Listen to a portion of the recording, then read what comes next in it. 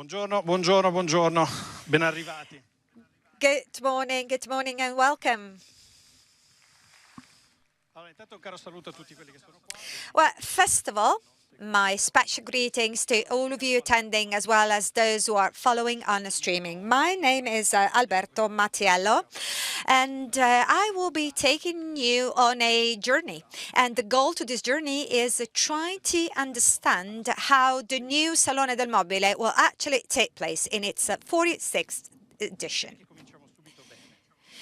You see, we're starting really well.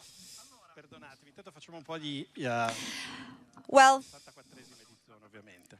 Well, yes, again, it is not a 46, but it is actually a 64. So I would love to say hello to Carla Morogallo, director from Triennale Milano. Thank you so much for the kind hospitality. Unfortunately, the president cannot be with us today, although we do have a video from him, please. Good morning and welcome to Triennale. I am really sorry I cannot be with you today. Unfortunately, there is a prior international meeting that I was bound to attend. But I was very keen on sharing with you my special greetings. Greetings with Maria Porro and the whole of the team, which will be leading the next Salone del Mobile. First of all, let me tell you that I'm totally aware that partnership between Salone del Mobile and Triennale Milano has become truly well established and has generated over the years important moments for collaboration, which have become intense, gradually more intense. I do believe such collaboration is doing a lot of good to Milan, to the city of Milan, to the quality, to creativity of the world of design in this very city. So I'm so very happy that I can welcome you all to Triennale today. I am positive it will only bring to some new challenges, because this is what we're faced with in our role. Thank you so much for being with us today. Thank you. Per aprire questo percorso, un piacere dare subito la parola al sindaco di Milano. I would love to immediately leave the floor to Mayor of Milan, Giuseppe Sala. Prego. Grazie, buongiorno a tutte e a tutti, molto rapido. Thank you. Good morning, ladies and gentlemen. I will be very quick and concise as we look forward to listening to the novelties for the Salone this year. Well, no doubt, Salone is renovating itself. It means that it's paying attention to times passing by. And this is a discipline that we should all incorporate to some extent. What I mean is that times are asking now that we should pay more attention to young people, and we should do it.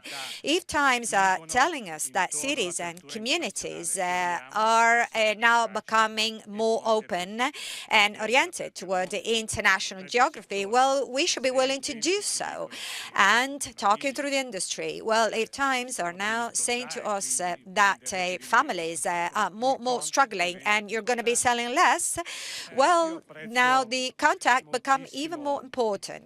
Now, let me tell you that I do very much appreciate, considering the family I come from. I do very much appreciate the spirit you are now kind of embedding in interpreting this new and beautiful opportunity. Milan comes with many pros and cons. It is struggling many times, but it is never giving up to the spirit of collaboration. And what we're going to be seeing today, it really stands out as the best spirit for collaboration. When I say collaborate, and this is very applicable to politicians as well, well, it means that you want to be open, straightforward to your citizens. You want to tell your citizens how things are going. We're very close to opening the Olympics. And some journalists were saying February 6th, schools are closed. Well, let me tell you then, things do not just happen by chance. You know, anything that is taking place here, it requires everybody to fully commit, and you have to take this into account.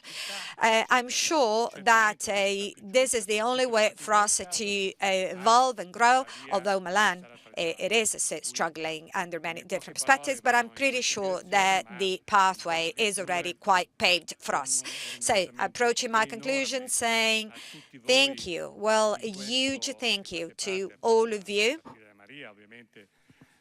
starting from Maria, of course, also to all of you being part of this beautiful industry. I'm happy that Milan has now become a homeland of design to some extent, but of course we want to make this possible today, tomorrow, and truly support all of these companies that have made this possible day after day. Thank you very much.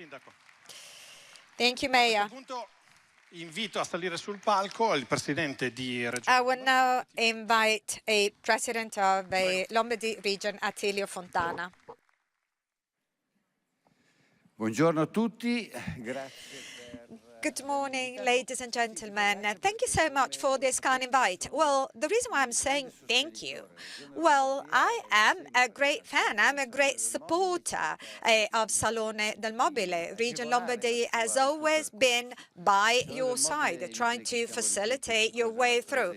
Now, it is kind of useless to repeat ourselves. Salone del Mobile is extremely important for the city of Milan, for the whole of the region, for the whole of the country, I would even say, because it is literally making Milan the homeland of creativity, as well as a kind of making collaborating tradition, manufacturing, domestic innovative technologies, as well as the ability to pursue sustainability in all of the value chains. And then craftsmanship, and again, creativity, which very belongs to our territory. And this is truly unique, something exceptional, and we want this to carry on as it is. Well, clearly, we are coping with several challenges out there from a geopolitical standpoint. There are so many things happening out there, things that perhaps we could not even consider back in 2019, before the pandemic was hitting. You know, we would have perhaps said back then, oh, we're not going to be able to manage all of this challenge. Well, instead, we made it. We were able to cope with the skyrocketing prices, energies. And again, this was something that nobody would really expect. And we were all thinking that we might collapse, but it didn't happen. Now, what we're presenting today, well, we're presenting something new. We're presenting novelty, something that will truly contribute to overcome these difficulties and troubles, and to ensure that Salone del Mobile can still own its identity whilst adapting to the needs that both society and the world outside are kind of imposing somehow. It will be really interesting to listen to all of you, and it will be even more beautiful to know that amongst the leaders within this very industry, well, these leaders have a vision, they are knowledgeable of the difficulties, and they'll find their way to overcome the challenges. So this is why I'm thankful. This is why I'd love to say thank you to the President, to the whole of our staff, and of course Lombardy cannot do without Salone del Mobile. Salone del Mobile, strong as it is, and a model of inspiration throughout the world. Thank you. Thank you, President. Allora, prima di immergerci in tutto il racconto. Now, before we very much dive into what's going to happen to next Salone, I'd love to take a few minutes to kind of set the context. So let me describe the industry a little bit. Although I'm very much involved in technology and innovation, and my task is trying to understand how technology is impacting our way of doing business. So I have to say that over the years, what I really understood is that when there's a paradigm shift in technology, there are three things happening. Firstly, behaviors. Secondly, expectations that we have. And obviously, the markets will react accordingly, delivering new services. So I thought it would be interesting, perhaps, to share with you some of the signals of things that are going to happen over the next few months and years, well, which surely are going to impact our way of inhabiting and living. Some examples: I've been based in Miami for 20 years or so.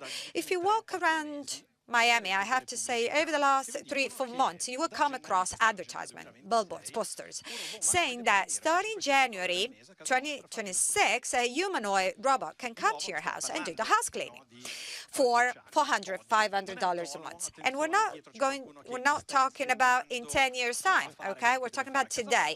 He's now fully independent. Somebody still has to teach him how to do and what to do, but is a little more than a normal appliance. Right? You agree with me. So what we can perhaps expect in the future is that we're going to have a kind of systems, these systems who are going to be living with us, and what's going to happen to the pieces of furniture at the same time? Well, pieces of furniture will kind of have a hybrid coexistence. And what is the goal here? Well, is to have a way of living where we do perceive perhaps something that we kind of struggle with, like housekeeping. Well, machines will do in our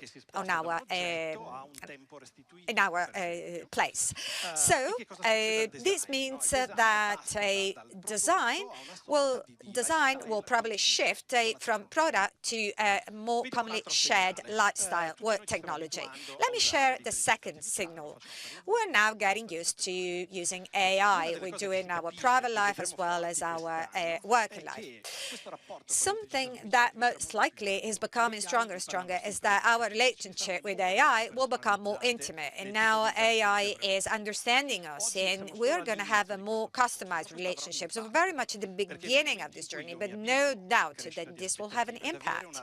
Because the moment you start having expectations and you expect the machine to know you, to understand you, well, this very need for a more of a customized relationship will also translate into the physical world. So in the future, most likely, you will not seek for something that is more standardized, but instead, you will look for uniqueness. You will look for something that is more peculiar. Uniqueness might become kind of the cultural answer to the hyper customization that technology is making available to all of us. But let me get to the third signal. A couple of weeks ago, I was attending this technology exhibition, and one of the key things that I was coming across was the age tech. All of those technologies that would allow us to live longer and in a more comfortable manner, in a more independent manner. So, meaning having a more comfortable life the longest time possible. Now, this is a growing industry on the one side, but on the other side, it is using a language which is very far away from the medical aspect. So there are a number of environments which are going to be more precious in our homes, well, namely the bathroom.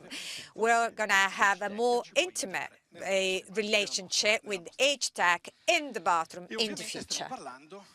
So obviously what we're talking about is systems that can not only monitor our lives, so this is something that, of course, belongs a little bit to the past, I would say, but we will get more and more used to this year, having AI, having technology that is going to be proactive.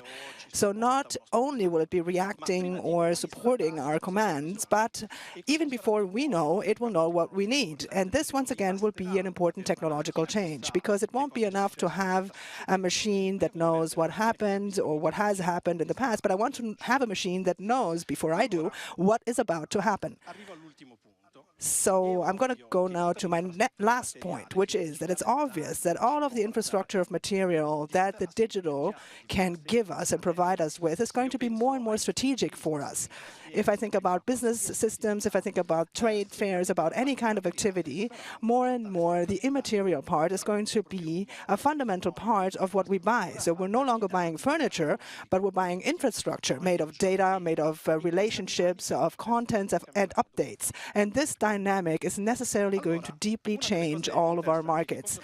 One of the very interesting things is that when technologies change the rules, it's important to have antennas that allow you to understand how this is going to impact our markets. And the Salone del Mobile has always been one of those places where the future becomes obviously a common and shared culture.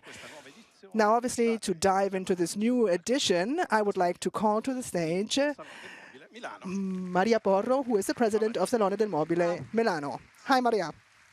Hello, good morning. Right, so we have a lot of things to discuss, but before we do, a humanoid robot, how do you imagine that in your own home? Would you have one? Would you wait a little bit? I don't know. My mom gave me a book by Asimov when I was young. I think I was in middle school at the time, and one of my favorite films is Blade Runner. So maybe the answer would be, I don't know, but you leave a door open. Yes, exactly.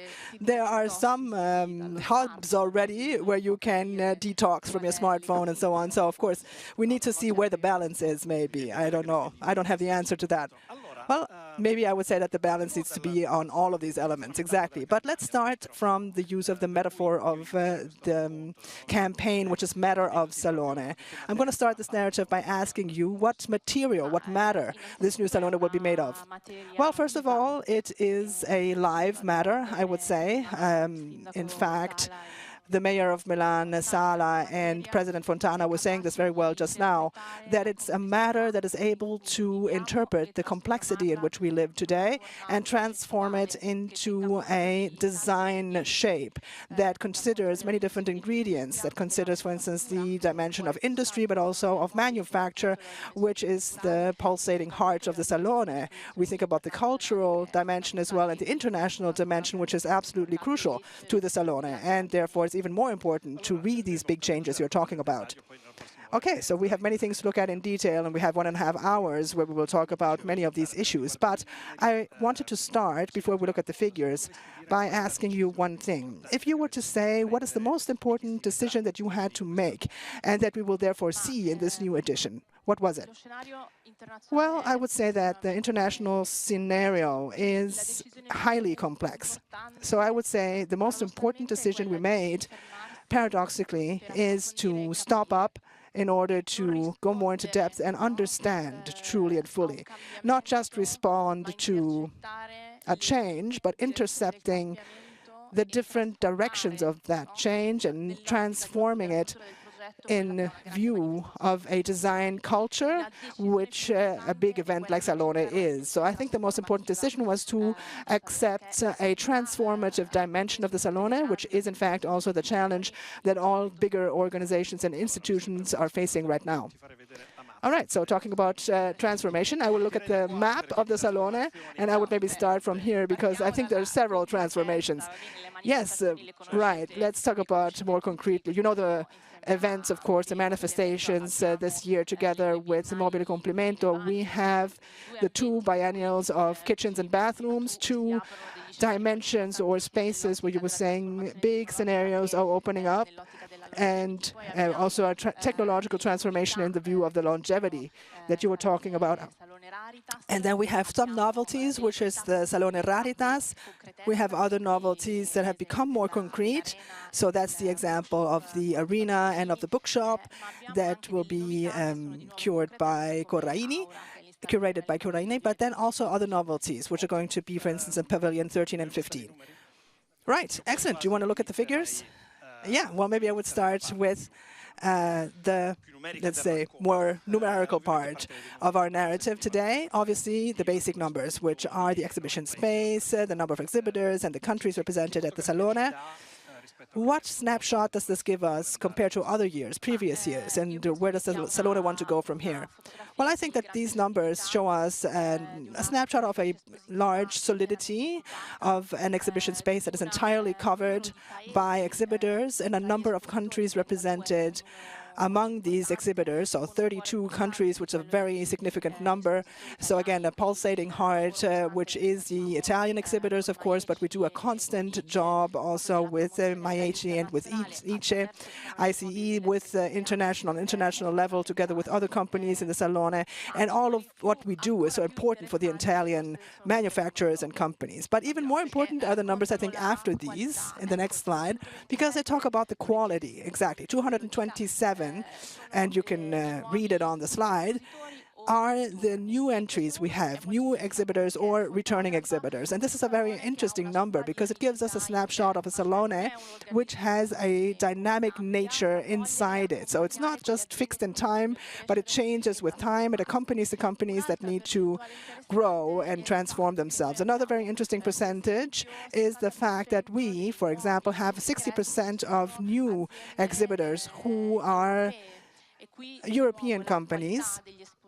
And once again, here you can see the quality of the exhibitors at the Salone del Mobile. We have, as I say, a big core of Italian exhibitors, but also at the same time we're able of opening up to other companies that come from different countries, but who have the same research, same quality as Italian companies, both in terms of the product, but also in terms of the respect they have within their supply chain. And this second issue, this respect within the supply chain, is one of the most important issues today.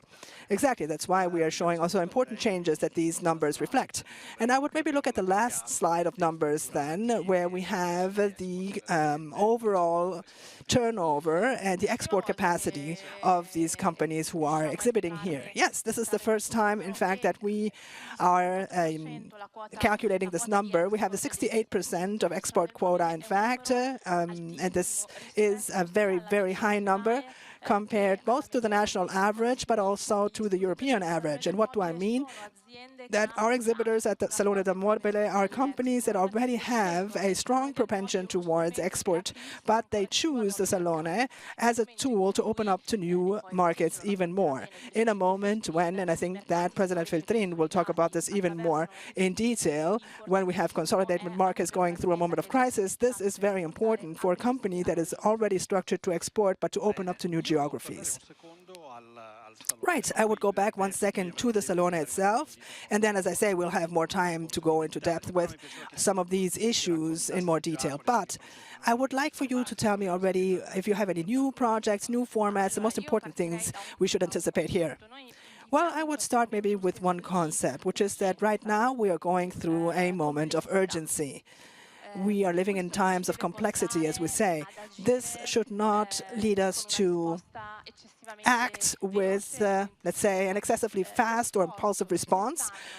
But the effort we should make this year at the Salone is precisely to intercept these lines of development for our companies and for Salone itself as a tool for these companies, which should be lines of development that we can build over time, that can create long-lasting trajectories. And the Raritas Salone, for instance, that we talked about already, and that we will present today more in detail, is one of these trajectories. In fact, if you like it, this could be something that we have already been talking about in the history of design for many years. We are going to have an exceptional exhibition about Pranzi, for instance, in the Salone.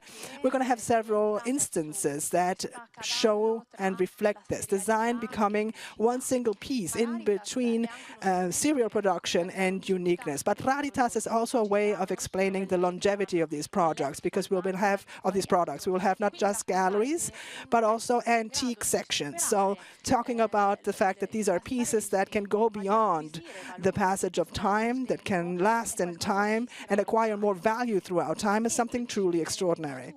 And as you were saying now perfectly well, this personalization, the fact that technology creates something completely, or was something completely acceptable, can now talk to us with different languages depending on the interlocutor.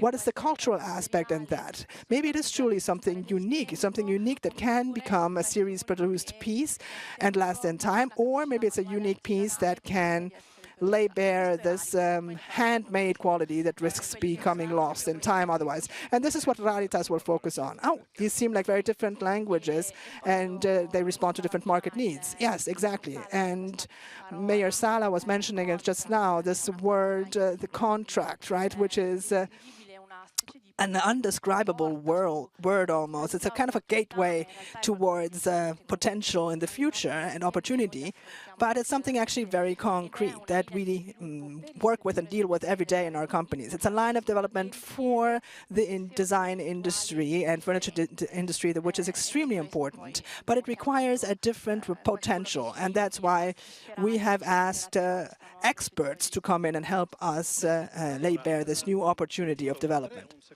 Right, so I just wanted to take you 1 second towards inside the Salone, because for several years we've had this design research to see what could be the best experience for visitors and for exhibitors at the same time. And by experience, I know that in the past we maybe had pavilions not made necessarily with a grid, but conceived with in a different way. You even had a neuroscience research done on this. So what opportunities do we have here to create the best possible experience? Where are we today? Well, certainly all of this transformation, which focuses on certain aspects that are not so evident, maybe not so visible, but actually produce results, is a transformation we have been working with for more than 5 years and has become very concrete in the way we approach the Salone. And the digital system is an extraordinary example of that. So the whole digital infrastructure, which today is capable of allowing companies to make a booking, for instance, of an appointment with their interlocutors, or even reach interlocutors or make interlocutors meet that don't know each other, or things like that, even just a simple planning. And also through this new project that we launched last year and will continue with this year, is creating actual itineraries inside the Salone based on specific themes. And this is also where Contract will play such an important role. Not to mention the whole graphic layout, so everything that we see when we walk through the pavilions, which helps us orient ourselves in space. This has completely been designed by Loft and is in view of guiding these more than 300,000 visitors from all over the world that need to walk through these pavilions kilometers and kilometers to guide them in the best possible way. So we have deployed a series of tools that will make the experience of the people who experience the Salone more valuable every moment and every second of their day. Also, in order to get a return in terms of visibility and contacts for the companies that invest in the Salone, because this is another part that, of course, is absolutely essential to us. Right, so as a last question, I would take you outside the site of the Salone itself, because the Salone has always invested also in Milan, building several cultural projects, for instance, Robert Wilson last year, Est Erwin. And this year I was curious what is going to happen outside the Salone. Well, the Salone reinforces the bond, the structural bond it has, of course, with the city of Milan and with the territory around it, with the specific aim of enhancing what already exists. And this is already in itself something extraordinary, enhancing the value of the existing. So Robert Wilson, you were talking about with Castello Sforzesco, and of course I thank the city for giving us the opportunity of working on this project, and also Pinacoteca di Brera and the Library of Light, which was like a flower that sent out all of its seeds all through the world, where everybody's talking about the Salone and about Milan today. This year, our experience is going to be doubled up with this kiosk in the Scala, and a little kiosk also. We're going to have a new stand in Piazza della Scala, and we're going to discover with an architect, through the glance of a young criticism, what the architectures, the hidden architectures are. Our commitment is truly to value what is existing already. So we do have several exhibitors which will also exhibit throughout the city of Milan. Something else that we're truly proud of, and something that actually is going to happen at Cinema Anteo on 16th of April, Lost and Roll, the movie around Salone del Mobile from Gianluca Vassallo. It will be projected in one of my favorite cinemas in all times, and I'm sure many people agree with me. There's another project that we don't want to unveil anything yet. There are still some secrets that we want to keep for ourselves. But again, the aim is truly to value what exists already, as I've said. So this idea of interconnection in institutions, well, this is the reason why we're in Triennale today. You know, cultural institutions which operate throughout the city 365 days a year. Thank you, Maria. Thank you so much. Big round of applause.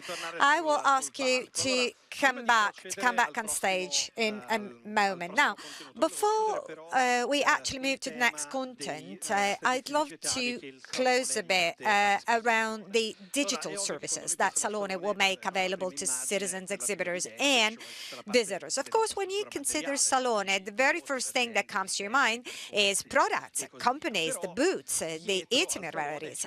But behind Salone, to call it in a softer manner, there's a whole of a back end of less visible materials, which becomes increasingly strategic for companies and exhibitors.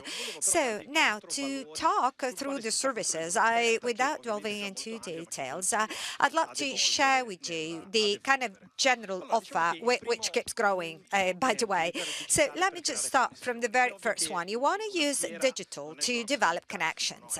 Well, first of all, exhibition does not mean traffic. It means meeting up with people, and it means that you want to develop a whole community following this. And relative to these services, there's matchmaking, how to make an appointment, as you've heard already, and also the possibility to perhaps integrate to the CRM of a given company. That gives you the possibility to find details and perhaps build on them in the future. So the whole of the ecosystem has this final goal to develop meetings which may last over time. The second value is what I would call discoverability, and this is as important in terms of services being offered by Salone. Well, no doubt that we are hyper-saturated with content. It is not enough to be there. You have to make yourself readable. When I say readable, it's not just readable for people who are coming, visitors, exhibitors, and so on, but you have to be readable for platforms, for browsing, for engines, and more for AI. So all of the brand pages and digitized pages will help the company to do exactly that. So to show what the real contents are for that company, what the company needs to get across. There's a third crucial word, what I would call journey. Again, this is truly one of the most intense goals, because you want to help people find their way around throughout companies and how to make their time valuable. So digital world finding and discoverability, and so they all have this goal altogether. The last one, which kind of goes all across, so the digital support to Salone is very much to support company to outperform. And again, I'd love perhaps to share with you a general idea on how the Salone is now being structured. Well, over the years, you must know Salone has developed a whole of an infrastructure, a kind of starting from ticketing office, for instance, which means to actually make it available to people, to make available a digital offer.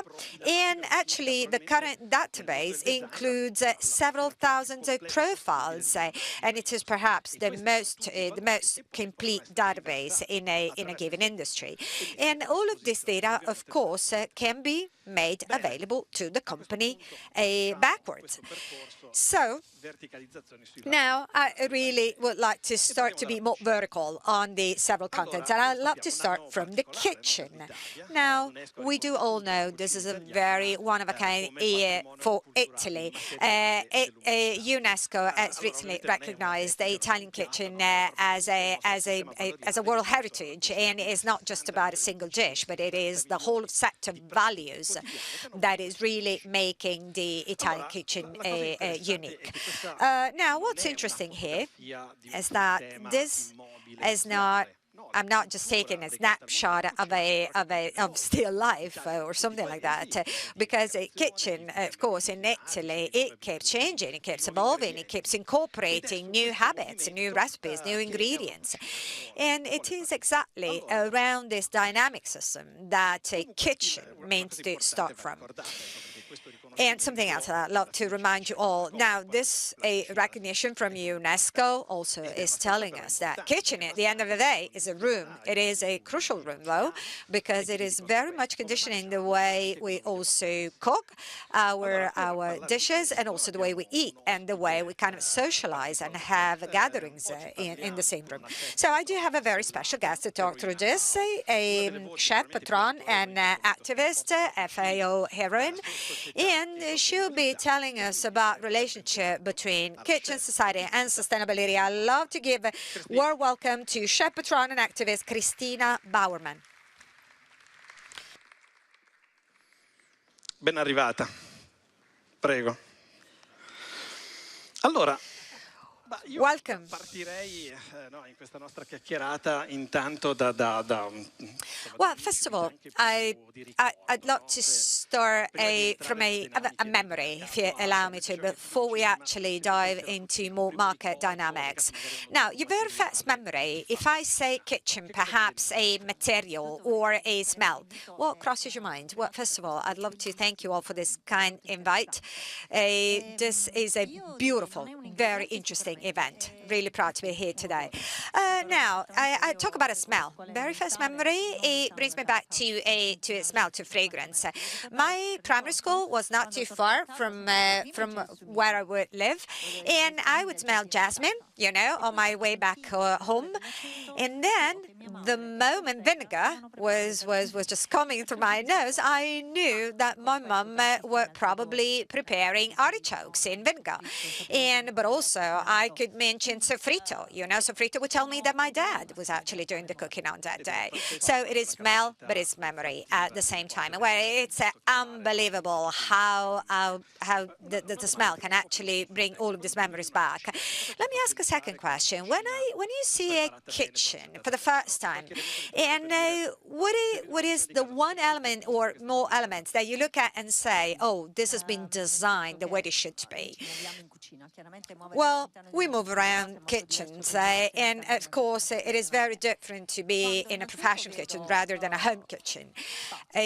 Perhaps, what is space? You know, the very first thing that I look at is space, and then some elements that might feel kind of excited. And this was something that I was recently talking through with a friend of mine, because there was one thing that I'd love to bring to my home right away, and that is, well, of course, because kitchen are now shrinking in cities like Milan because of a lack of space. Now you want to maximize space, right? And I was looking at this countertop, beautiful countertop, beautiful. And all of a sudden, this person, she was bringing out some placemats, and she started to do the cooking. And of course, she wouldn't have any problem with the heat or anything.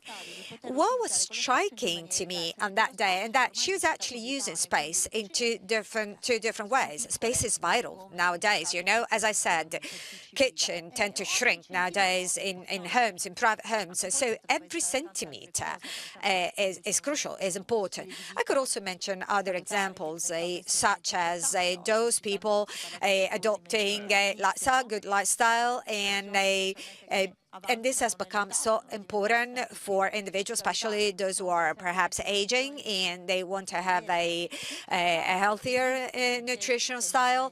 And I'm thinking about steam machines, for instance, which is becoming also very important. Well, this is interesting. A steam machine could also, a steam cooker can obviously also support under many different perspectives. Oh yeah, this is very true. And I was reading on a magazine around the new trends. It was from World Economic Forum, from Michelin Guide, you know, and people, they're kind of challenging themselves about what is the next trend. Well, what you're eating will translate into what you are and into what your status is. status is cultural status, man. And 2026 is healthy food, is healthy nutrition. How keen are you on what you're having and what you're eating? And this is something that I'm truly happy with, you know, because you mentioned the matter, the materials, pieces of furniture perhaps being designed and manufactured elsewhere, along with the savoir-faire and craftsmanship of Italian people. Well, this is exactly the same with food. You know, people are now asking themselves, where is this ingredient coming from? How are we going to use it?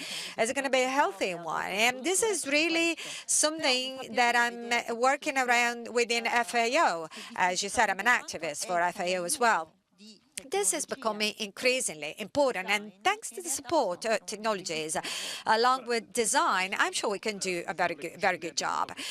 Let me bring you back to professional kitchen, perhaps, rather than home kitchen. So, if you were to say the one thing in a professional and in a professional manner that is really crucial and something that you would possibly find also in home kitchen.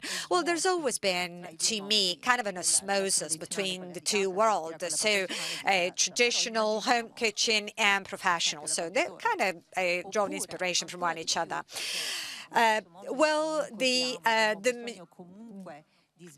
Because we keep running in this world, I would mention perhaps the blaster chiller as the first example, or maybe paying attention to the Mediterranean diet on some lighter food and lighter cuisine. You know, I come from the southern part of a country, and we're very much into that. But also a crock pot. You know, you go to work. How could we translate this English word into Italian? Well, I can't help, I'm afraid. But basically, we're talking about pots that might become really sophisticated, and they will bring the one ingredient to the perfect cooking, and they will just keep it on that temperature for a number of hours. It's like having your laundry ready when you start in your washing machine in the morning, you know. Or let's consider ovens and baking systems, which are really allowing the perfect cooking, same as a restaurant or very close to. Simply using them in a friendly manner, very intuitive manner. You see what I mean? And it allows us to eat good, to eat healthy.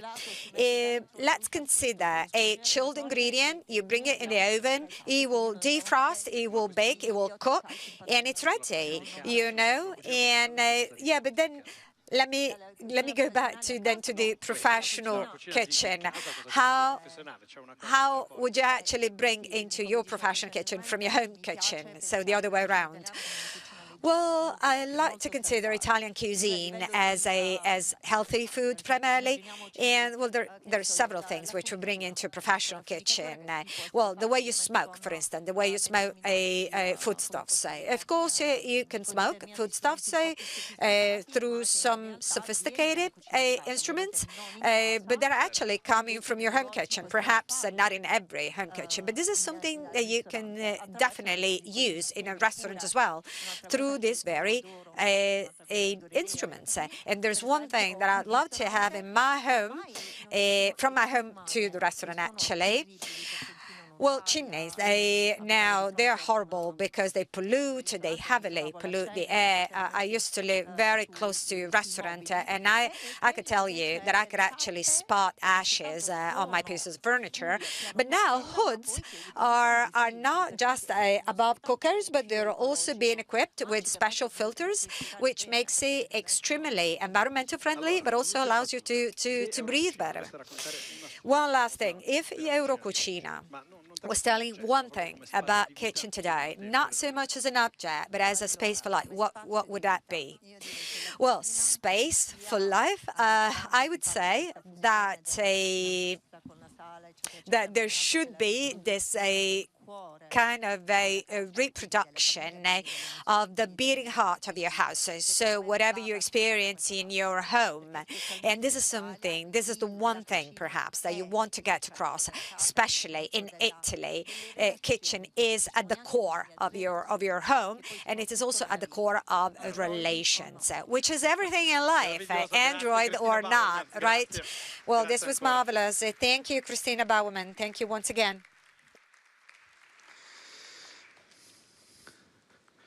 A questo punto passiamo a un altro. Okay, so at this point, we can move on to another chapter, because from the 21st to 26th of April, we will have the International Bathroom Fair.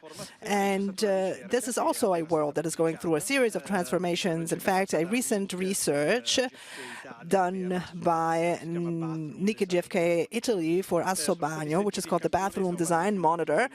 They sampled about 3,000 consumers in Italy, France, and Germany, and talked to them, anyone who had just restructured or modernized their bathroom or was planning to do so in the near future.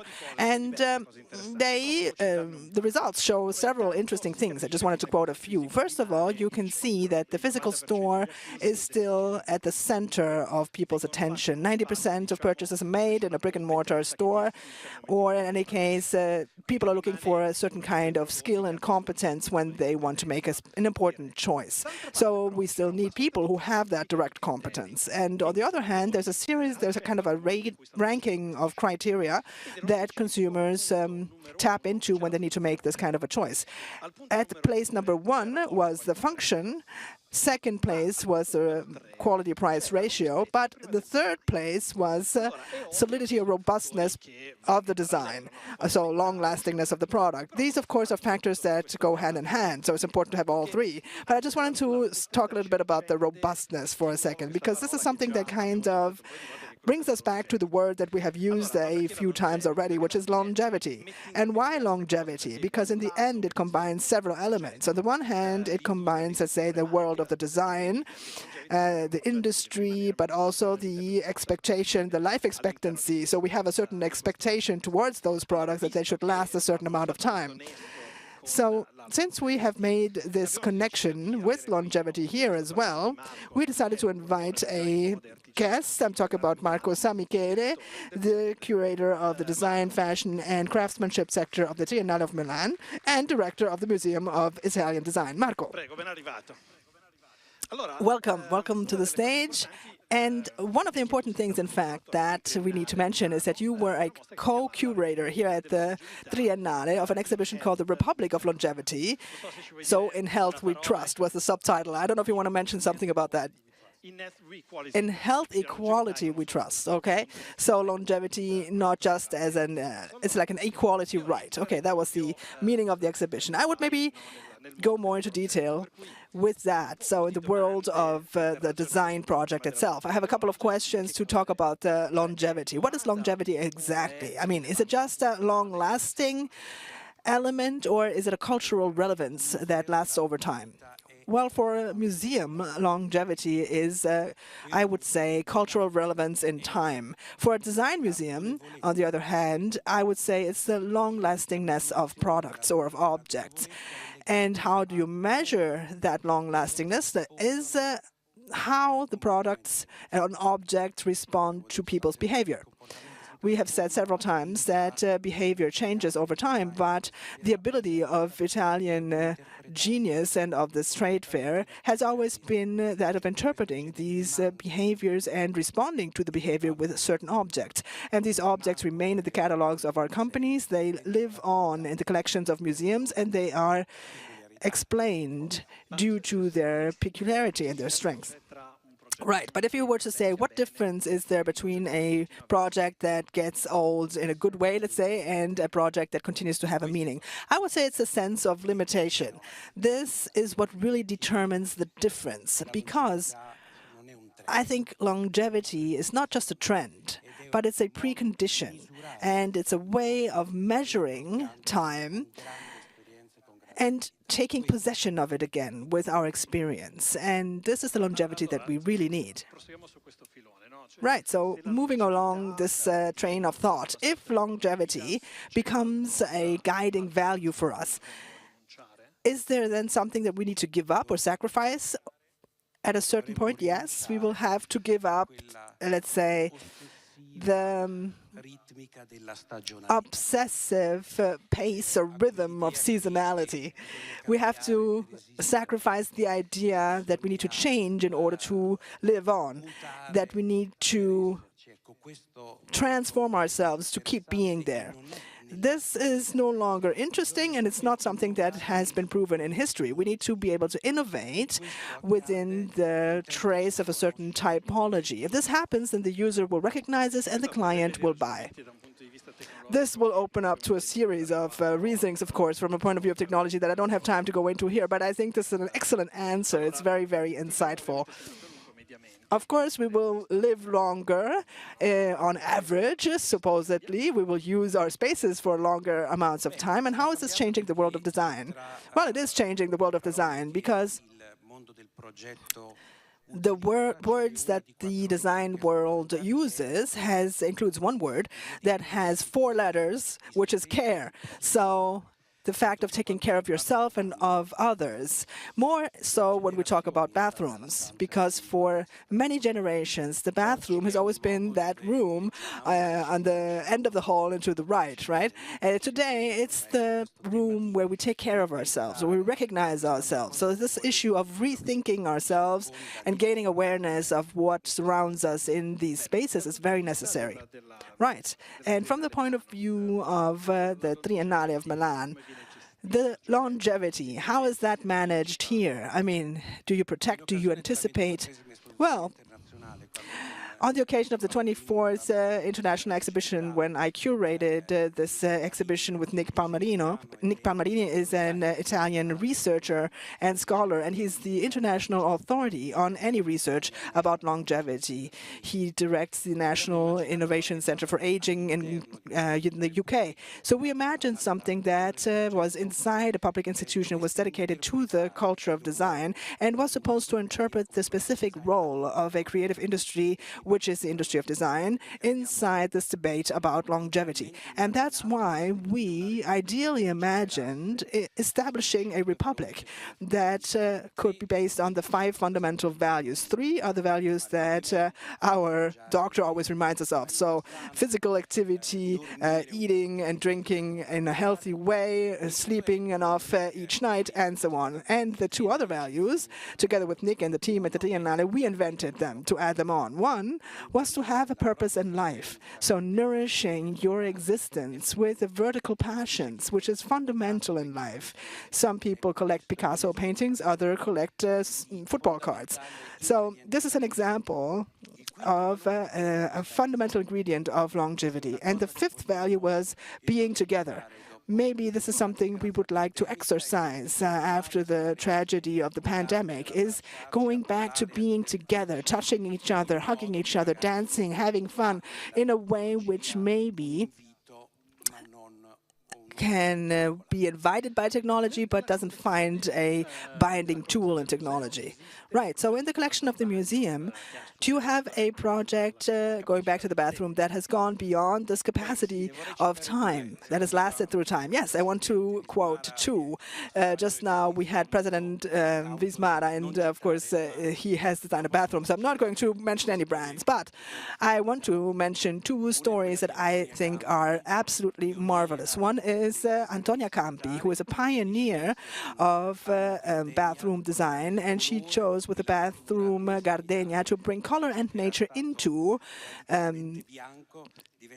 bathroom equipment, and everything became blossomed and became colorful and green. And then Obidetti Balocchi from Mercatali Petrizetti, because in the faucets with them, colors also come into play. And we see that today we talk a lot about wellness, about care, but if we decline that issue and that theme in time, you have irony, you have play, you have the will to dedicate some time to yourself when you're inside that room.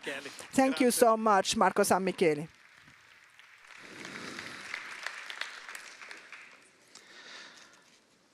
Passiamo ad un altro capitolo. Now, moving on to the next chapter. As you have seen, this is a nice overview of many different contents today. But the next chapter is related to something that we have talked about several times, specifically the Raritas Salone, this part of the Salone, which of course is inserted into this rising tension, because on the one hand, we have all of the topics of industrial standardization, but also a question arises about uniqueness, about identity, about special pieces. And that's interesting because right now this is permeating and is becoming a central issue also in the world of contemporary design. So the Raritas Salone is a place where several worlds converge: antiques, crafted items, design, collector's items, and new creative geographies. To talk about this, we have three different voices with us today. So I'm asking to come to the stage, please, Annalisa Rosso, editorial director of the Raritas Salone, Andrea Trimarchi. Here we are. Perfetto. E Sabine Marsalis, artista e designer. And Sabine Marsalis, artist and designer. Thank you very much. You can sit wherever you like. Thank you very much. Okay, over here. Okay. We're good to go. Quindi iniziamo ovviamente da Annalisa. All right, so we're going to start with Annalisa, and I would love for you to talk about the international dimension of the design, and where does this insert itself inside a trade fair like the Salone? Well, I would say, or we would say really, because this is the interesting thing about this project, is that it comes from a rather long reflection. I mean, for several years now, especially with our president, Maria Porro, we have been talking about these issues. And we think that now is the right time to add, very naturally, one extra element to the Salone. As you know, we have 64 editions in the history of the Salone. And over that long history, we have had many different progresses. And the interesting thing about the Salone is that it's an extraordinary observatory to record, to understand. We also travel abroad quite a lot, so we perceive a series of things, and we try to give back. In fact, we have done so recently as well. We try to give back before others do. And this is exactly a response from our point of view to a need that we have interpreted and seen out there.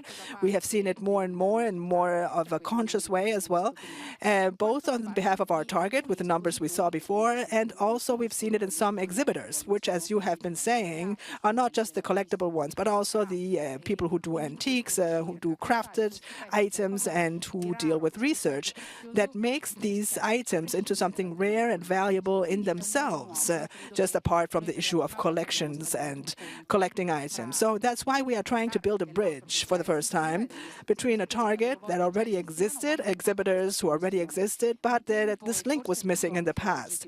I think that in the past, and even today maybe, we're talking about design as a soft power, when buyers and contractors and the whole hospitality industry asks us for unique and special pieces. I think this is exactly what they're looking for, something that in terms of the identity and in terms of the value of the project, and we know many of the countries that come to the Salone, I mean, there's so many of them, we're trying to do a cherry picking here with different languages that could offer this type of mentality and philosophy.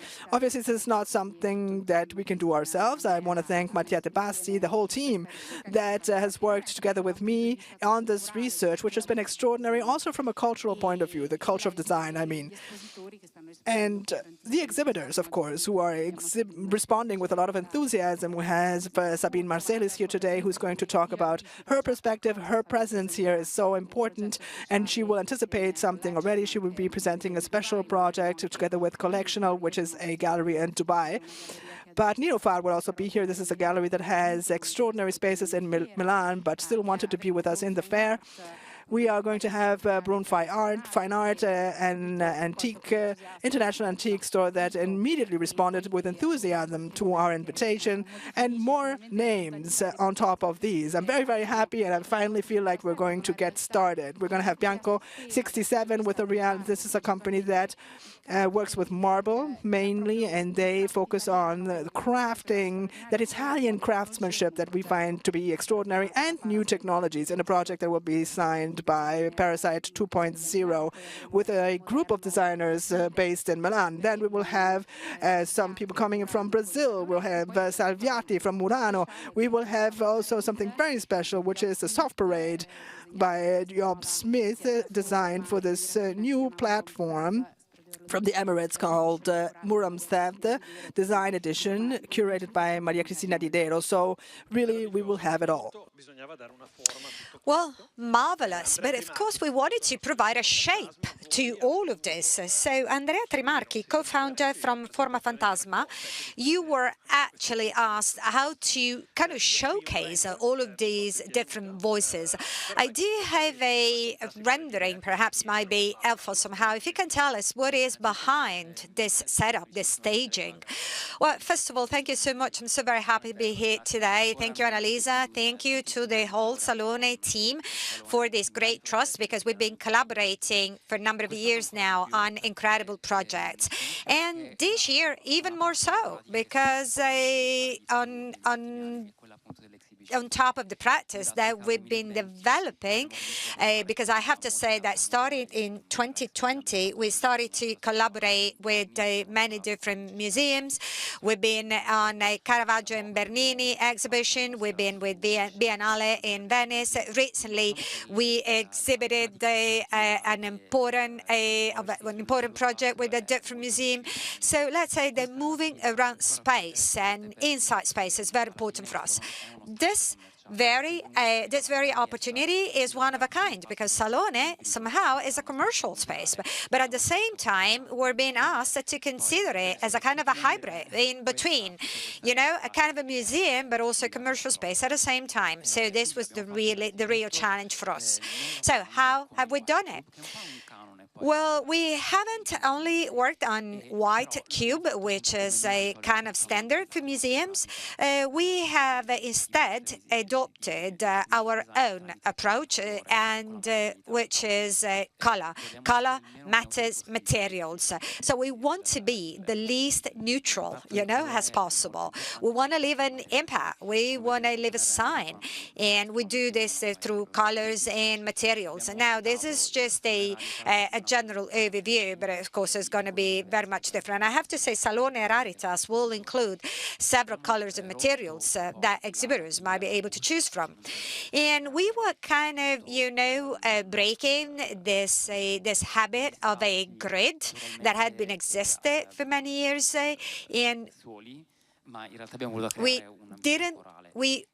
what we really wanted to have a more of a kind of a conversation, so in between the several components. And you spoke about wayfinding, how important that is. And from the outside, Salone Raritas will be kind of a beacon, you know, kind of a lighthouse, and what will help people to navigate through the Salone very easily. Something else I'd love to spend some words about, light. So we have kind of gotten rid of spotlights as much as possible, and we'd rather adopted horizontal panel light, which will kind of cast a softer light. One last comment, and then I'll leave the floor to Sabine. And perhaps one of the most important things, which really makes our practice unique, if you will, is paying attention to the ecology side. Well, we do actually expect Salone Raritas to survive over the next few years. Of course, it will change, it will be further implemented, but the whole of the staging and setup will not be discarded, will not be just removed and forgotten, you know? Thank you. Thank you. So let me switch to English. Sabine, artista, a designer. So you work across of different industries. You work with industrial design, with architecture, with fashion. So I was curious why you decided to be part of Raritas, and what can you actually explore in this kind of context that you cannot in other contexts? Yeah, indeed. Together with my team, work across quite a broad spectrum of design. Because it's such a broad industry, there's everything from mass production to one-off site-specific installations. And I think the collectible design realm is maybe the most uncompromising section of the design world where ideas are really driven by curiosity, experimentation, ambition, without so much the restrictions of maybe brand codes or price points or market targets. And I think for my studio especially, it's a really important part because of that experimentation, a lot of discoveries are made that then actually also feed into the other parts of the design world. So we're always sort of like jumping in between. And I very much feel that that is how a lot of studios work. And when I come to Salone with my projects, often people only see the brand collaborations or the more readily available pieces instead of those experimentations. So I think, yeah, it's really important and really exciting to get that opportunity to show really ambitious experimental projects. This at Raritas together with Collectional Gallery, where, yeah, it's very uncompromising and there is no brand link to it either, which I think I've done very experimental projects at Salone, but then there has been a brand involved. So then there is still an element of not 100% like the identity of me in my studio. So I think it's really cool to show that sort of wild side of design. Perfect. So thank you very much e grazie anche a voi. Thank you.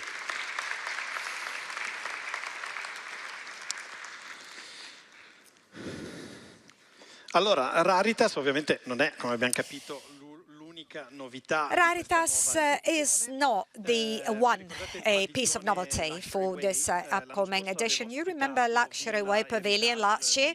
It was welcoming Villa Heritage from Pierre-Yves Rousseau. This year, it will welcome Aurea, a brand new project being signed by Oscar Lucien Ono, who is interior designer and founder for Maison Numéro 20. Oscar, if you can join me on stage. And Oscar, right now, the stage is yours. Okay. Thank you very much. Thank you. Grazie per l'invitation. Hello, my name is Oscar Ono. I'm French. I don't speak Italian, I'm sorry. Buongiorno a tutti. So thank you very much to the Salon to invite my studio. So I'm an interior architect based in Paris. My team and I work in hospitality in France and abroad. So for the Salon this year, we have imagined Aurea, which is an architectural fiction. So in French, it will be easier for me, so excuse me for my little note. So with this project, I would like to go back to what really matters and remind us a few simple things we may have forgotten. That design and decoration can take us on a journey, can create strong emotion and sensibility, and simply can make us dream and make us feel protected. So that's why we want to show with this little hotel that we will imagine in the... Sorry. So we imagine this, it's a dreamlike hotel, so it's a scenography with like a journey, and the visitor will become a traveler and will go from salon to salon, from room to room in a dreamlike hotel. So we imagine several rooms, like the Flush Winter Garden, with a monumental, we will have a monumental paper installation. This is the Infinite Library. We will also have a smoking lounge, a Art Deco smoking lounge, like the office of a collectioner. This is the 1,000 rooms suites, and so it's a journey. So it's what we want to, with this project, make a link with the golden, brilliant, and precious linea of Aurea. Aurea is an imaginary interpretation of a dreamlike hotel, a fragment of dreams that invite visitors to become travelers. So every space, this whole fragment of daydreams,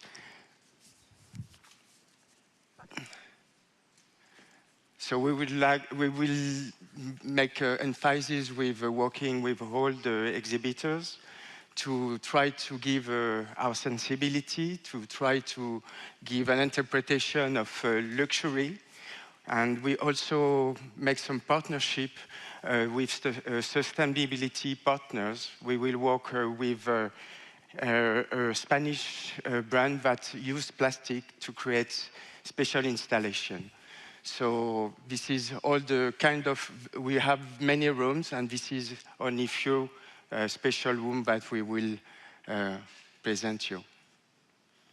I think it's fine for me.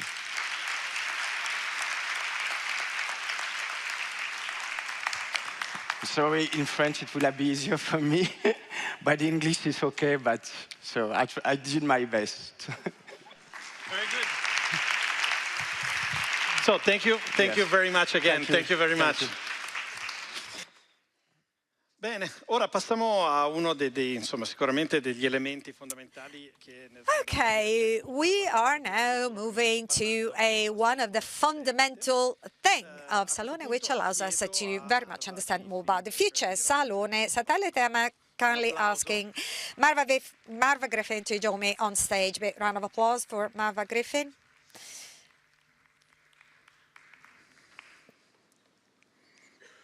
Ben arrivata. Welcome. Welcome and good morning, Marva. I will leave you the floor. What am I supposed to say? Well, good morning. Good morning, everybody.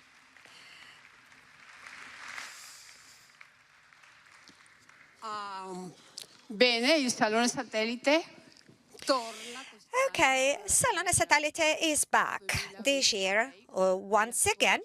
This is a 2026 edition, edition 27 for SaloneSatellite.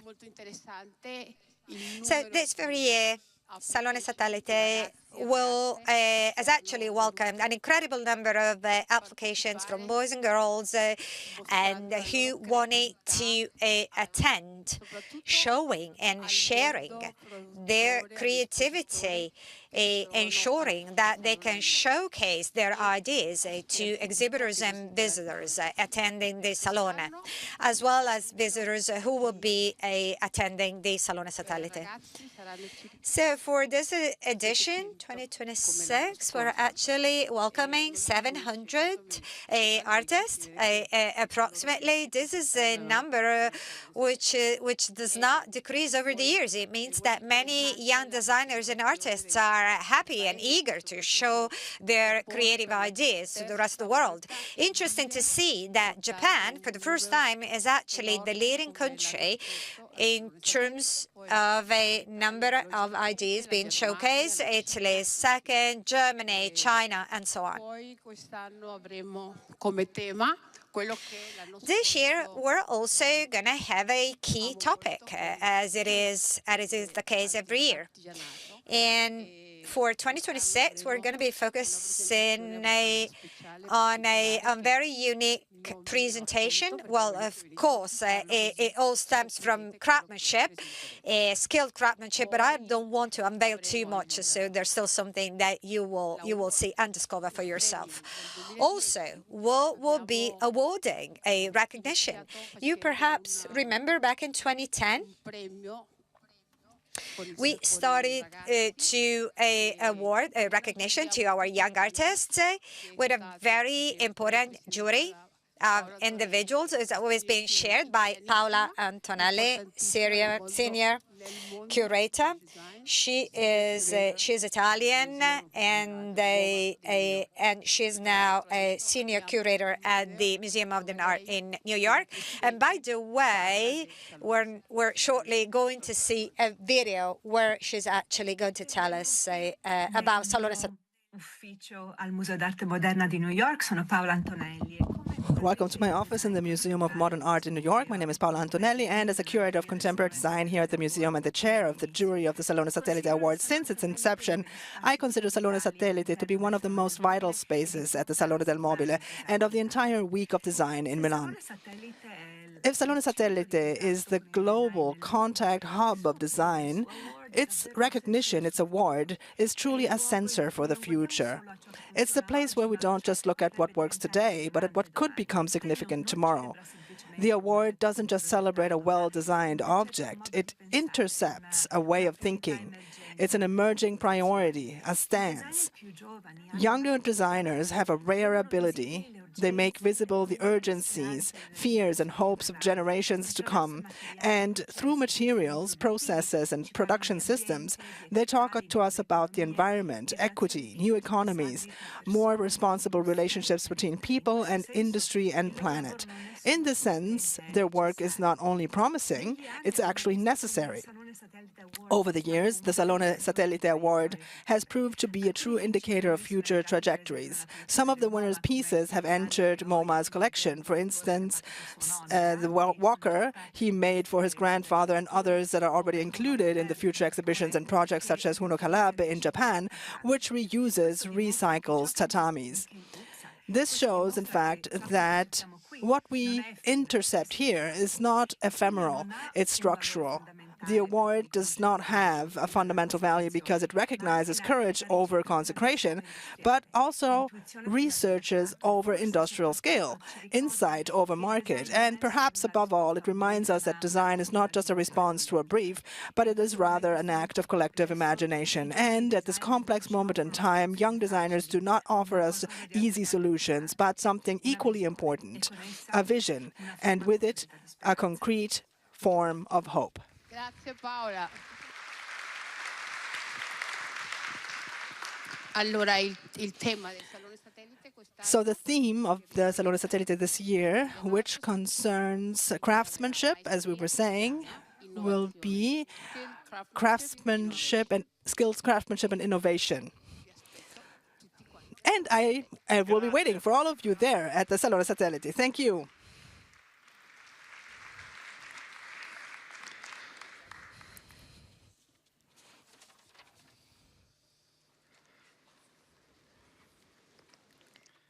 Bene, restiamo su questa immagine. Quella che vedete alle So let's stay with this image for a moment. What you see behind me is a part of the campaign that was designed and curated by Motel 407, presented in December. And obviously it has been accompanying us throughout this presentation with its various topics and subjects. So to pick up on this red thread and talk about where this visual campaign of the Salone is going, we have Alessio Ferrari, photographer of this subject, which was dedicated to the Salone Satellite. Alessio, you have the floor. All right, good morning, everyone. My name is Alessio Ferrari. I am a photographer, and I do still life photography, as well as working on a personal research which talks about materials, matter, shapes, and light, together with other projects that are commissioned by companies in the design and furniture industry. I stand here on the stage before you because I was the author of the images for the Salone Satellite and the Raritas, Salone Raritas, which we have just seen. And this is a communication campaign that was designed in a very precise and careful way by this agency Motel 409, which I would take this opportunity to thank Federico Grassi, one of the founders, who is here with us in the room, and thank you for being here.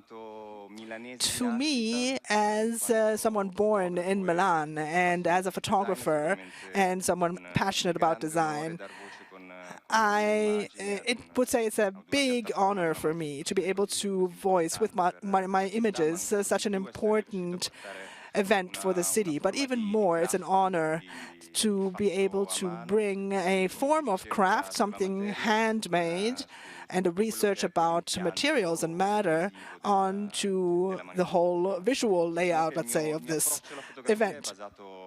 My approach to photography is based on a trial and error approach.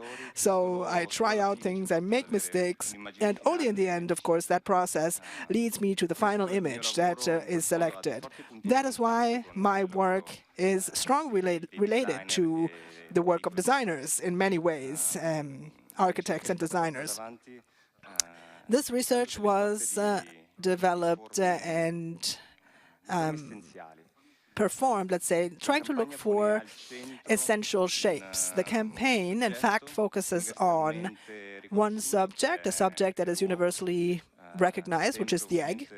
And it has always been a symbol and a sign of creation, of birth, and of raw material, and even of a synthesis of different elements. And that is precisely where the elements start to become, let's say, the protagonists of this story, of this narrative, because we are looking at a heavy egg made of imperfections, and it's an egg made of stone, the first one. Then it transforms and it becomes an egg of smooth wood. And then we see a more liquid egg, viscose, more changing egg of a very strong red color. And in the end, we have the glass egg, which is frail, metaphysical, and almost intangible.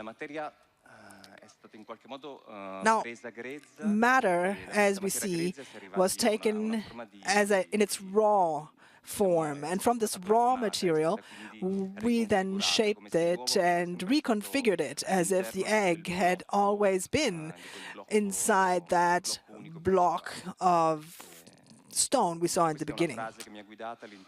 This is a quotation that guided me in the composition of these images. So raw materials are imperfect, and that's exactly what makes them so interesting. Their irregularities, their roughness, the way they resist control, all of that brings a sense of authenticity.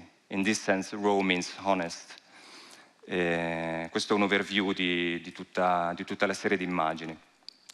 This is an overview of all of the series of the images. Following this, after all these images I created, we had two more working groups, and this was again to work with in a choral form, let's say, as a group, both about or within the world of design, but also when it comes to the creativity of images. So this is the contiguous side to the main campaign of images that we just looked at, which will lead us inside the Salone, and they will be seen within all of the city, on all of the billboards, on all of the walls. And here we also have chosen a series of raw materials which had the power, let's say, to be able to be shaped by man. So we have the blossom, flower blossom, we have the stone, we have wood, and then the sponge to close off. Thank you very much for your attention. Right, thank you. So, we've said this already several times. The big novelty we'll be talking about now is the one that has to do with contract, a new segment in our industry. This is a journey that has already begun, and the main point is that Salone has made a choice, which is the idea of sharing this itinerary with one of the most important and visionary signatures in this industry. In fact, the master plan of this project has been confided to Rem Koolhaas and David Janotten from the OMA studio. I would ask, therefore, I would invite to the stage once again Maria Porro, the president of Salone del Mobile.Milano, and David Janotten, managing partner and architect of OMA. Thank you very much. A questo punto, anche per voi, vi lascio il palco. Thank you very much. Thank you. I will leave the floor.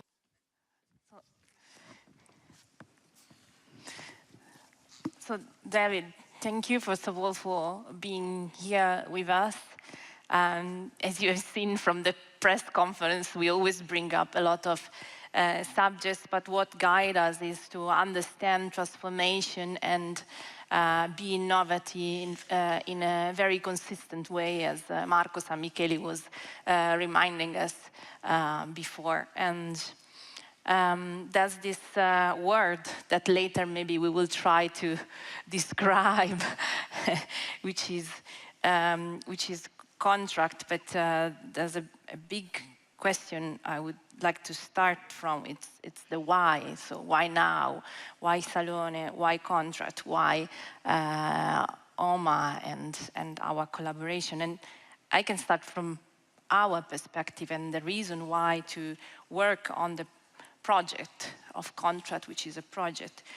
We decided to ask your support and your vision Rem Koolhaas and Oma, it's like a salon, it's an ecosystem with multiple layers.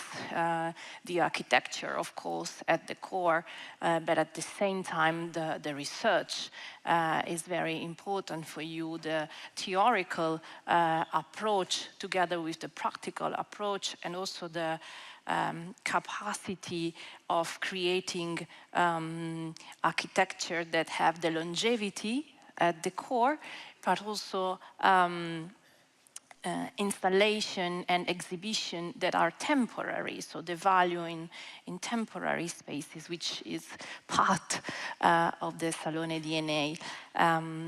So we started our conversation months ago, a year ago, more or less. Something like that. So I would like to ask you why Salone is an interesting field of research for Oma, and what motivated you in embracing together with us what we constantly call a challenge?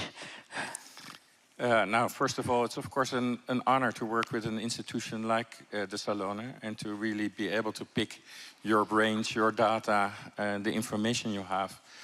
But I think for us, working in the realm of urbanism, architecture, and also interior design and product design, we see that there are a lot of latent opportunities in the in-between of all these subjects.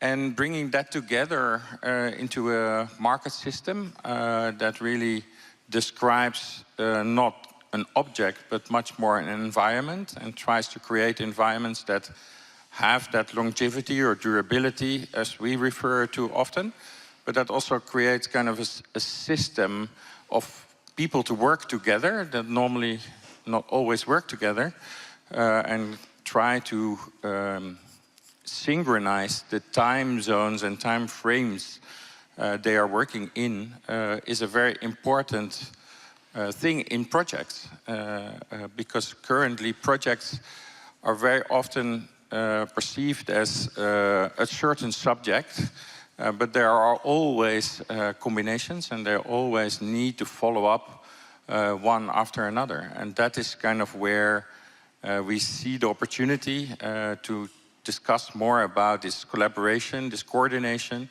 but also that typology of contract. Yeah. So going to this word, contract, no? In one of our meetings, at a certain point we said, well, we have to find a name, and contract still, it's a word that has many definitions. It's a familiar term, but also a term that it's hard to be defined. It's not obvious to anyone, and probably every company has its own definition of what contract is. But of course, our journey together will probably bring us to a complex definition of what contract is, and also from a physical point of view in the creation of the space dedicated to contract. But at this point, no, we are still at the egg, let's say. For you, from your perspective, you work on contracts day by day, every day. So what is for you contract, and what do you see in contract? No, I think contract is not facing the idea of producing a product, but it's much more a process trying to create an overall coordinated outcome that for investors and for people that are going to use the space feel very obvious and take away all the worries and risks that lead up to the creation of it. And I think for us, the definition is always the in-between, the process, the discussion, the collaboration, and also kind of the sense of time, because it needs to be something that is not just there when it's finished, but that continues to live and to evolve towards kind of a future, incorporate new things. Very often these environments that you create are not there just for 15 days or a year. They are there for 50 to potentially 100 years. And that needs a total different collaboration and way of thinking to anticipate what might happen along that journey. Yeah, I totally agree. So you mentioned the importance of working as a system to synchronize and the importance of the process before and after the delivery. So also the service is a very important part, not only the product, the project, the service, it's all part of this big word. So what the aim, the goal of our collaboration is to, and what we ask you is to create, let's say, a curatorial master plan, which is much more than designing a space. And somehow the master plan should be a sort of a open structure. So it's not a fixed drawing, but it has to be a working tool. For the company exhibiting, for the visitors, for the architectural studios participating, a tool to also navigate and identify focus areas, connection, actions. So when you are approaching now this project, what are your initial observations and how are you shaping your next steps? Now, the initial observation is that it is a very complex matter, as we already just said. But I think that the main thing is to really bring people together onto that journey, to really try to see all the perspectives from kind of somebody that invests a lot of money, is focused on revenue, to the producer that produces a very high quality idea that needs to deliver it, to the designers that needs to ensure compliance, that need to kind of make sure that durability and longevity really is incorporated in the vision. And then also the people that are using it and maintaining it and bringing it into the next step when it is realized. Kind of how to describe all these elements and how to bring them together is difficult because we also are across a lot of different trades. You can talk about contracts in offices, which is kind of very well known, but also in hospitality, kind of in more and more in healthcare, more and more in private homes even, because of large developments worldwide, into the sky even. And then, of course, you touch upon things that are also on the luxury side of life, like yachting and all kind of cars, all these type of elements become projects that kind of create this environment people want to live in. So how to unpick that into a curatorial master plan is still part of the research we're doing. We don't have the answer yet, but kind of I think what is interesting is that we're starting this journey already now in 2026. Talk about it in a forum, try to get information from all the actors that are involved, and then try to translate that into an open system or a structure that mimics this market space for people to come together. So not only to come and consume exhibits, but actually to come together to discuss what is needed to create these environments that more and more are asked by the market. Of course, also the geopolitical system that is currently there worldwide has an effect, has a huge effect on collaboration, has a huge effect on production, has a huge effect on quality and where quality comes from. And that also needs to be incorporated. How do you bring the right actors together, and how do you shape that maximum amount of quality?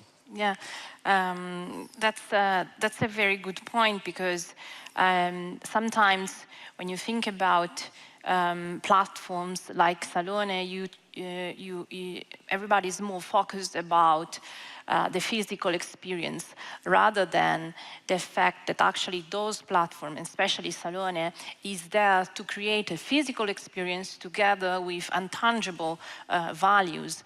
And one of those is the possibility to create connections with the players of, for example, in this case, the players of Contract. So there's a sort of audience that it's already involved in Salone, but we are working together to increase the quality and the number of these very important players that are also very fragmented and different from the geographical point of view, from the, let's say, typologies. So we are thinking about hotel chains, developers, public institutions. So it's a very complex world. Then, of course, the architectural studios, the specifiers. So it's a very complex world.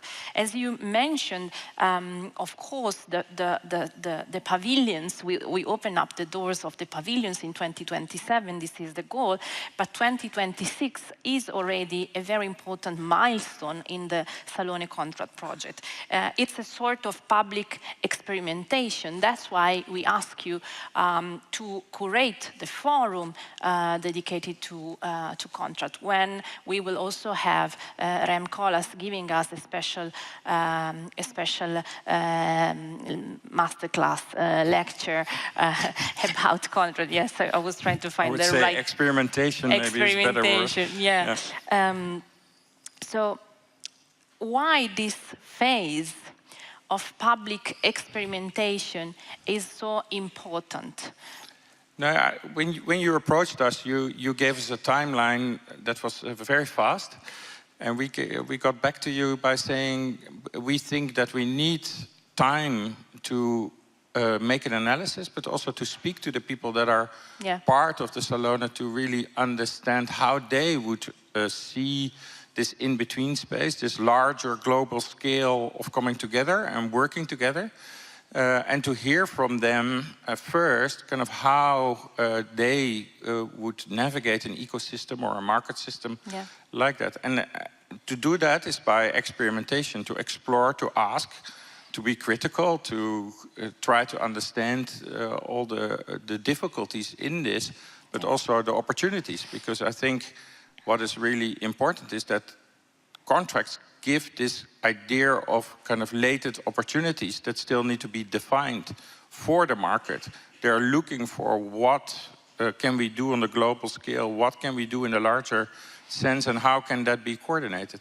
So to hear from them will inform us how to kind of move ahead in 2027 and give them a platform that really brings out these opportunities. Yeah, we think that the Lectio Magistralis of Rem Koolhaas would be a big opportunity for everybody, but also this zero edition of the Contract Forum will be, again, an occasion not only to discuss about this subject, but also to meet the people involved at the head of the chain. We will also create contract pathways inside Salone to connect exhibitors that are already investing and producing contract projects. And this is this year. And of course, we are investing a lot, hosting delegations of international top players, starting from 2026. So we are building up a community. We are creating a stronger community in this sense. But if we now look at the 2027 horizon, so we have been talking about method. What's the method? So the method is the research, listening, choices, the fact that we all agree that this challenge needs experimentation. I would like to close talking about 2027 without anticipating, so keeping the Hague close. It's not an image to share on the screen. It's not a format already decided, but it's more a convergence, let's say, a path that wants to build continuity, not to create a special event that then disappear, but really to help and support the industry in evolving in this sense. So how, David, an open process would be able to embrace and absorb the change, to help the shift in the focus, understanding the context, the very complex context of the future. So how do you see this horizon of 2027? Now, we see it as kind of a pavilion that opens up like a forum, much more than a series of exhibits. So it's going to be something that will nurture projects and will show projects and will show the outcome of projects and maybe even objects that play a role in that. But it is much more a living organism that will accommodate that process while everybody is here in Milan, while everybody is participating in this important fair. And fairs are for experimentation. And we should also remind the people that it is not something completely new, contracts. In the Middle Ages, it was already there that public buildings would be delivered from the architecture and urbanism all the way to the object. And that becomes more and more important now. We are incorporating the digital world. Now we're incorporating kind of the imaginary, and now kind of the race to quality and luxury becomes even more important. So for us, it's going to be an ecosystem that nurtures that discussion, but shows the relevant aspects and invites the people that are part of Salone already to really explore this global scale and the much larger coordination between parties. Yeah, it's true. You use the word larger. Somehow contracts brings the word big. It means big question, big impact, big risk, big opportunities, big challenge. Well, for sure, architecture can't predict the future, but maybe can make it possible. And this is what we are trying to do together with this challenging project. So thank you for being with us. Thank you. Thank you. Grazie. Thank you very much, David. Thank you. Allora, per chiudere questa mattinata, ovviamente vogliamo dare uno sguardo this morning, obviously, we want to take a real look at the supply chain, and I will ask Claudio Fertrin, President of Federlegno, to come to the stage, please. Prego. Buongiorno. Good morning, everyone. Right, so today we are presenting the first estimates for 2025. I put some figures on the slide. How did it go for the trade fair this year, which was definitely a very intense year? Well, for the supply chain, I can say that with these pre-estimate stages, we are closing at a plus 3% compared over the previous year. And that's an almost exceptional result, I have to say, because we had actually set off and the first 3 months of the year being very concerned, considering what was happening in the United States and also listening to the intentions of the American president. And we saw, however, that the impact was lower or less than we had predicted or feared in the early months of last year. So in the American market, specifically, we lost a little bit of share, but less than we were expecting. And it's also true that this is an overall number, of course, because in the last months of the year, it's only then that you start to see the actual effects, let's say, of the tariffs. And the other part that people don't talk about a lot, which is the loss of value of the currency. I mean, the dollar compared to the euro, which is also concerning us at the moment. But it's also true that we have shown that the supply chain was able to face this storm because furniture is sold all over the world. So we have a percentage of more than 50% of what is produced in the supply chain, which is exported. So to us, the whole world, let's say, is an export market. Certainly with very important shares, we are coming back very well in other markets. But in fact, the numbers, as you see, are generally positive. But the Italian market also contributed significantly because it is responding very well and has been doing so for some years already. Thanks also to the incentives, of course, that we have received, and also for this year, the incentives will remain. Of course, we have good expectations. However, yes, the international market also has been stable, and the prediction for this year, the estimates for this year is that we will, of course, tread carefully, because the international scene, as we have said earlier, is still, let's say, quite complex, and the turmoil is not over yet. And we need to be able to face these difficulties. But we also see interesting and positive results, or let's say signs, from the market from 2025, which in the past had been more troubled. The markets, for instance, the German market, the English market, which are showing positive signs now. So the fact that our companies are able to also preside these markets in the most difficult times and are able to stay on those markets is thanks to the fact that we can interpret those signs, which make it seem that there may be a change of course.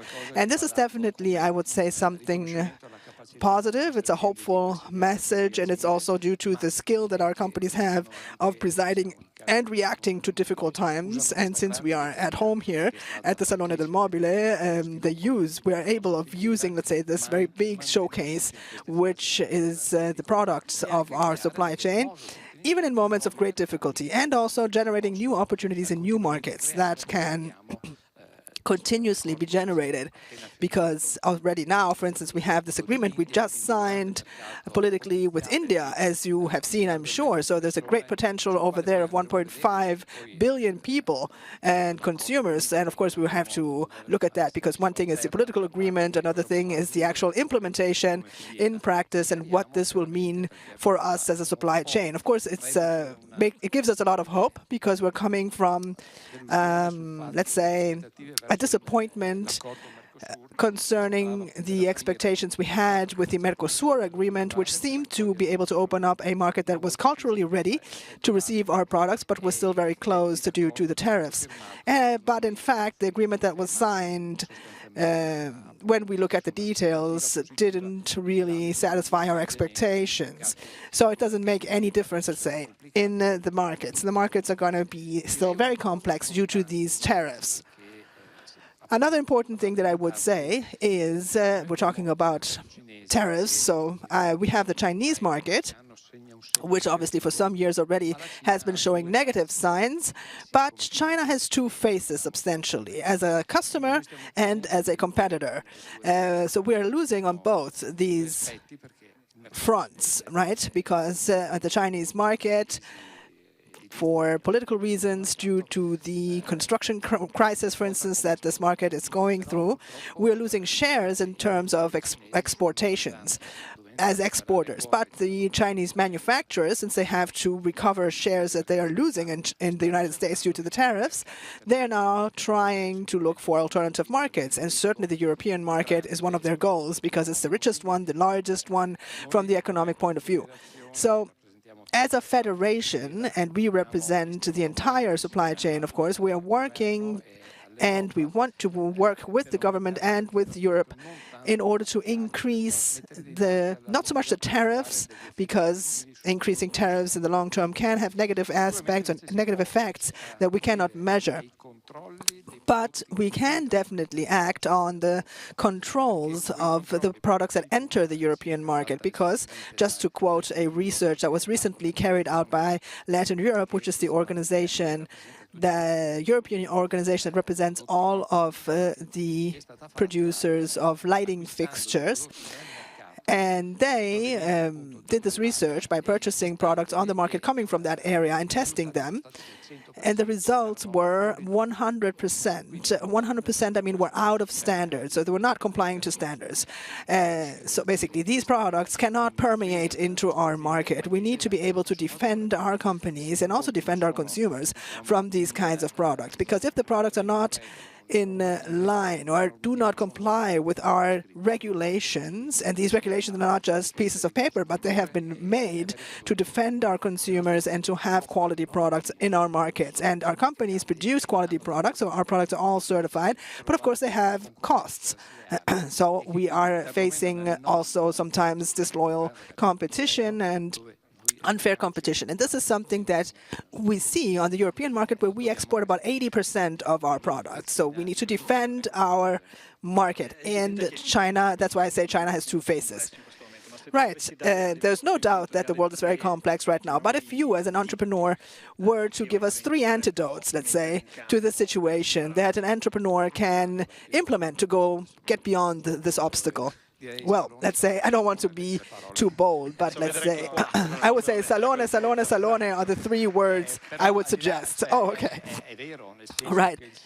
But it's true. I mean it seriously also. Salone is not just an event, right? It's not just an occasion to meet up with friends and colleagues, but it is the distilled essence of our entire supply chain. So it's everything that our companies bring to the market in 1 year of sacrifice and hard work. And this is a showcase that shows what our companies have done in 64 years to be leaders in the world on the global stage.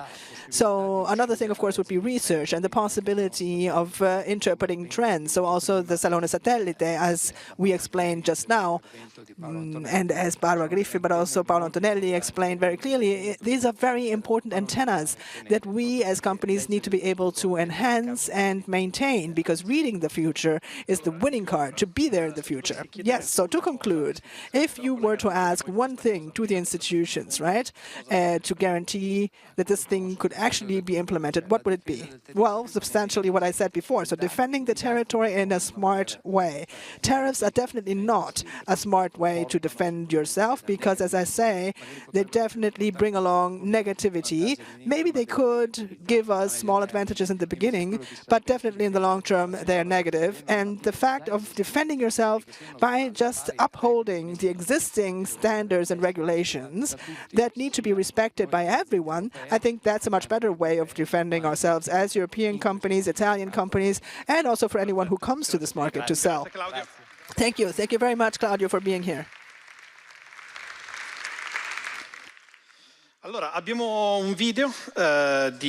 Okay, so we have a video now from Matteo Zottas, who couldn't be here today. And he is the president of ICA, and he's always been with the Salone del Mobile forever. Good morning, everyone. And I greet you, Maria Porro, president of Salone del Mobile.Milano. I also bring my greetings to President Attilio Fontana and Mayor Beppe Sala, as well as to President Claudio Fertin from Federlegno Arredo. The Institute of Exterior International Trade has been working with the Salone del Mobile for years to give this event an international scope and all the activities that are part of it. Under the mandate of Maria Porro in particular, we have been able to bring the Salone del Mobile to the world, and we have been able to bring entrepreneurs to clients, not just the other way around, as we usually do in Italy. I also need to bring my congratulations to this vision that really gives an even more international scope to the whole event, and in particular Federlegno Arredo, which is one of the main categories, of course, of made-in-Italy products in the world. It's a spearhead that we use as Italians to tell our story to the world. We have new customers at the Salone del Mobile, important strategic customers that have been chosen strategically together with Federlegno. And we also bring about 120 journalists who will be present and are the soul of the communication and promotion of the Salone del Mobile, of course, every year, and the showcase towards the world to tell our story even better. But I think the most important novelty, which was already announced by Minister Antonio Tajani and Maria Porro, is this new project of being able to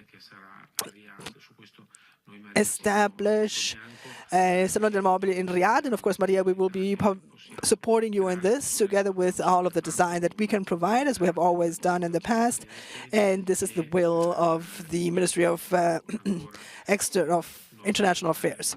And this is, once again, I want to bring my congratulations to everyone, to Salone del Mobile, which has been able to build this message, as I like to call it, of soft power of Made in Italy, of our industry, let's say. And in itself, this is a combination of promotion and development of Made in Italy products and Federlegno Arredo. We will be supporting you always, as every year, and especially this year we have important difficulties, which are the American tariffs, the currency exchange between US dollar and euro, markets that close from one moment to the next. We stand beside all our companies to try to always find new solutions to facilitate and improve the process of internationalization of companies, as well as the first steps to begin this process, especially for smaller and medium-sized companies. There's an important impulse, since this is 1/3 of the GDP, 620 billion euro. And it's an export that is growing with an important impulse in Italy. And the government is pushing very hard on this, as well as we are. We are their armed part, let's say, and we will be able to continue supporting them to bring home these results, a big and successful result like Salone del Mobile, which has a great capacity of reaching all of the opportunities that lie outside Italy. Bene, per chiudere, a questo punto lasciatemi invitare sul palco Marco Sabetta. I would love to invite on stage Marco Sabetta, General Director from Salone del Mobile.Milano. Allora Marco, noi ovviamente fino adesso siamo concentrati Marco, now, so far, we're very much focused on the week of April, although we do know that there are several initiatives run in parallel to Salone, so there's a much broader story, right, rather than the one we told.